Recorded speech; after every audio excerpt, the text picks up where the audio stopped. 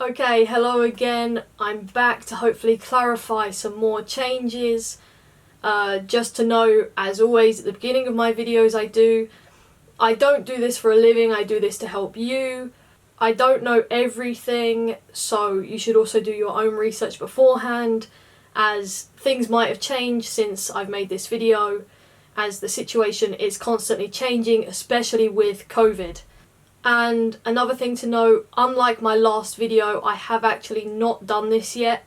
I've never come back from a green country or been fully vaccinated returning from an amber listed country, but I am due to travel next week, so expect another update to this video in a couple of weeks of me actually going through the process.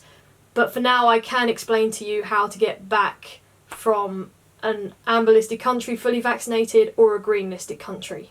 So a quick note, this video is purely aimed at those who are travelling from a green listed country or those who are fully vaccinated returning from an amber country. If you're returning from an amber country but are not fully vaccinated, please watch this video, should be up here somewhere. Click the link, or I'll link it in the description below. It'll be the first link, I'll probably put it at the top of the description. So click that if you're not fully vaccinated and are returning from an amber listed country, as there I talk through everything you need to do. Like I said before, this is purely for those who are fully vaccinated or are returning from a green list country. So another thing to note, probably a downside for some of you, including myself, if you're returning from an amber listed country and you are fully vaccinated, this is only if you've been fully vaccinated in the UK. So if you've got one of these, then, so I was vaccinated in America, then I'm sorry, but it's only if you've been vaccinated in the UK, so this really doesn't mean anything if you're coming to the UK and you've been vaccinated elsewhere. This is because they will only accept the NHS COVID pass on the app, or if you have the certificate, which can only be obtained if you have been vaccinated on the NHS. Very annoying, very stressful, but it is what it is. I know they are looking at changing this. I think they talked about expanding this to anyone that's been vaccinated in a country that's supported by WHO or something like that, but these rules have not changed yet. They did say in a few weeks they will look at changing them if they can, so hopefully they do change the rules soon. When they do, I'm sure I'll make another video. Just another thing to quickly note, this is more for if you're travelling, if you're going for like a holiday or a vacation. Quickly, before I get on to coming back, briefly on travelling to another country, whether you're fully vaccinated or not, it depends on either your destination or your airline, as if you need to get tested 72 hours before you fly. If you are fully vaccinated, it is unlikely the airline will request a negative test as well. They'll just want to see your NHS COVID pass. But yeah, just check with your airline or the destination that you're flying to. So if you're returning now, onto probably the reason you actually watched this video, apologies, I just wanted to clarify a lot of things, as I know this can be very confusing. So on to returning from a green list country or from an amber listed country and you're fully vaccinated. So here are the 3 things you need. First, you will need to test 3 days before you depart the country you are in. Second, you will also need to fill out a passenger locator form 48 hours before you travel. And 3, finally, you have to take a test on or before day 2 when you're back in the UK. If you're fully vaccinated or returning from a green list country, you don't have to quarantine or anything. So once you're home, you're free to do anything, just you have to take that day 2 test. So I'm going to go through each part and hopefully recommend you some cheap companies, or how you can get like cheaper tests, because remember, you cannot take a test on the NHS. You have to go private, you have to pay for a test from one of these companies. As always, I'll link everything below, and if you're confused or have any unanswered questions, feel free to comment and I'll get back to you as quick as I can. So let's begin with probably the most challenging part, and that's getting tested in the country you're in. This has to be either a PCR or an antigen test, and I'll link the full requirements below. Now, you might be able to get tested very easily in the country you're in. It's worth having a look. It might be a small expense, or you might even find somewhere for free, so it is worth having a look. Just remember, you cannot take an NHS test. You require like a certificate or something with like your information on, so like it has to have your name, your date of birth, when you took the test, all of this sort of stuff. Again, I'll link the requirements below. So you can't just take like one of those self lateral flow things that comes up with that negative line.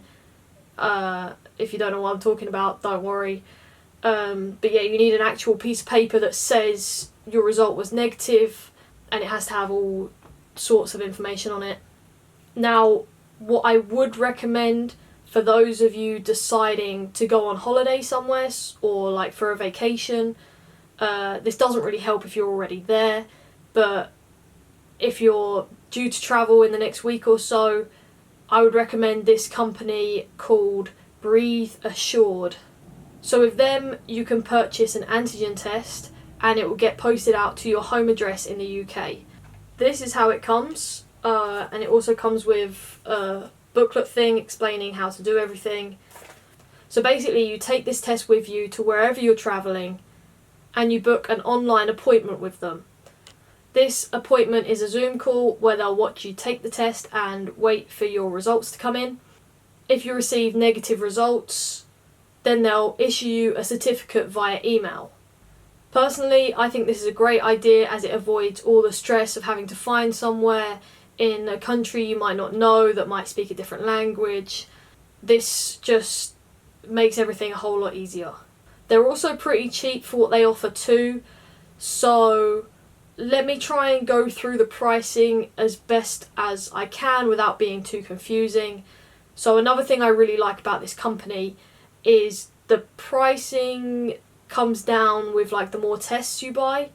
So like, for example, one test is £45, but if you ordered 2 tests, each test comes down to £42, and so on until you get to 5. 5 is the maximum you can buy, and that's when they become £35 per test. So if you know you're travelling a lot, it's definitely worth to buy multiple, or if you're travelling with other people, I would definitely recommend buying all the tests in one go. If you want it even cheaper, follow the link below or on the British Airways websites, as they give a discount for British Airways customers. Not that I quite know how they know if you're flying British Airways, because I don't remember having to put a flight number in or anything. Discount automatically comes up when you follow the link, and it does in fact lower the price quite a lot. So it becomes £38 for one test, and then obviously the more you order, the cheaper it gets until you get to 5 tests, etc. So yeah, would definitely recommend buying in bulk if you're going to use this company and you know you're travelling with a lot of people, or you're travelling to more than one destination. So you can purchase multiple tests and not use them in one go. So say you're travelling next week and then next month, you may as well buy 2 tests to cover both trips, if that makes sense. Also, another thing to mention, the appointments take about 20 to 30 minutes, so really not long at all. But I would order and book your appointments as soon as possible, especially if you're planning to travel in the next couple of weeks, as when I ordered a few days ago, they already had appointments fully booked all the way until the 23rd of July, I think. Definitely, if you're going to do this, get it as soon as possible. As soon as you've ordered the tests, you can book your appointment. I placed my order a couple of days ago and delivery is super fast. It's next day delivery if you order before 2 PM, otherwise it comes like the day after. So it is, so far I'm very impressed with the service received. But yeah, I'll obviously update you in a couple of weeks when I actually take the tests and have the appointment and actually go through everything. Another thing to mention, if you are a family or you're travelling with somebody else, you only need one appointment and you can all do it at the same time, which makes it a lot easier. So if there was two of you, you won't need two 20-minute appointments. You can both do it in one appointment. I don't know if there's any other companies doing a similar thing. I'm sure there is. So definitely try one of those out. This is just one I stumbled across and I was happy with the prices. And to me, it just sounded a lot better than stressing when I'm in another country trying to find somewhere to get a test. So on to part 2, or should I say part 3, as I'm now going to speak about the day 2 test before the passenger locator form. If you haven't seen my last video, I'm going to explain why. You have to take a test on or before day 2 of your arrival back into the UK. Again, this can't be an NHS test, unfortunately, and I will link some cheap options below. So the reason I'm talking about this first before filling out the passenger locator form is because you have to order this before you can fill out your passenger locator form. This is because the passenger locator form will ask you for a booking reference of your test. You will receive this by email when you order the test. You should get the test delivered to the place you're planning to return to, or wherever you're staying or plan to take this test. So again, like usual, there's a big price range between these sort of tests. You can take some in-person tests for as low as £25, depending on obviously where you live or where you're planning to stay. I know there was a cheap one that you can do at Heathrow that they offer 7 days a week, so you could land and take that test. I think they're only open until 5 PM, whereas I land a lot later than that, so that's the only reason why I wouldn't have chosen that one. Otherwise I probably would have. There are home testing kits available, and these range between about £28 to £80. I mean, they range a lot higher than that, but if you want a decent one for a decent price, then it's going to be like around 60 quid. But you can get cheaper ones for like £30-40. And the best place to find the test that's right for you is on the gov.uk website, which again I'll link down below, like the specific link. It will give you it in price order from low to high, every single testing place, whether it's home or in person, which is very handy, very helpful. And you can like narrow it down based on your area. But yeah, I'll link that below, definitely worth checking out. So the cheapest at-home test I found was with Expert Medicals for only £28, which is very cheap for an at-home day 2 test. The only thing I found with them is they don't get the best reviews on Trustpilot, but I'm going to talk about that in a minute. Personally, I'm going to use Randox, and I will always recommend Randox, who are £48, or if you use this code or these codes, you can get money off, and you can get them for £43. A lot of airlines recommend them and use them, and the only reason I'm choosing Randox is because I used them last time when I returned from America, and I had absolutely no issues with them. Everything went as I expected, and I was very happy with the service I received. Absolutely no issues, and they're also one of the cheaper options out there. So that's the only reason I'm choosing them. Now, if you're going by reviews, both Randox and Expert Medical don't get great reviews. You might want to take that into consideration, and I'll list other options below, but just remember, like, people are more likely to leave a negative review than a good review, because if something's gone wrong, you're going to complain about it, whereas if something's gone right, that's just like normal, and you don't even really think to review it sometimes, if that makes sense. But like I said, I've had no issues with Randox before, and they are one of the cheaper people to get a test from. So yeah, it's down to you to make the call on that one.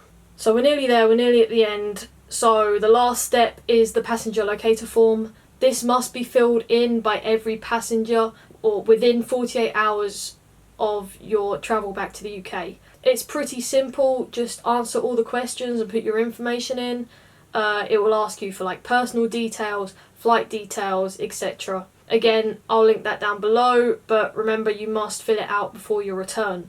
When you are at the airport of the country you're in, they will ask to see your negative test and your passenger locator form at check-in. You can print these out or just show them on your phone if you have like a text message or an email. So the passenger locator form comes through as an email. You can either print it or just show them it on your phone. But remember, you will not be able to board without one of these things. So make sure you have both of them. Yeah, that should clarify everything. So remember, just quickly, you need to take a test 3 days before you return to the UK. You must fill out that passenger locator form 48 hours before travel. And finally, take your test on or before day 2. Remember to order that before you fill out the passenger locator form, as you will need the booking reference. And again, just to clarify, this is only for those who are fully vaccinated in the UK, returning from an amber listed country, or anyone returning from a green listed country. As I said, I will link everything below, everything I've mentioned, even things I haven't mentioned, like other places to get tests, I'll link it below. Feel free to ask me any questions, and I'll do my best to respond as quick as possible and as best I can. Remember, I'm not like a full expert on this, so I probably won't be able to answer every single question, but hopefully I'll be able to answer most of them. If I haven't responded within like 5 or 6 days, feel free to comment again, as I may have missed it, especially if you like reply to a reply kind of thing. Sometimes they get lost for me, I don't know why, but it just happens, so feel free to comment again if I don't respond. Alternatively, I do have a Twitter account, so feel free to reach out to me on there. I'll link it below, or here's my username, I don't know, here. If it's urgent, I am more likely to respond on my Twitter account. So yeah, feel free to reach out to me on that as well. That should be it. Like I said, there'll be another video coming in a couple of weeks when I actually go through the full process, or if any rules change. Remember, this vaccination rule comes into effect on the 19th of July. If this video helped you, or you found it useful, I would appreciate it if you could give it a thumbs up. Sorry if I've waffled on again. Thank you for watching. Happy travelling.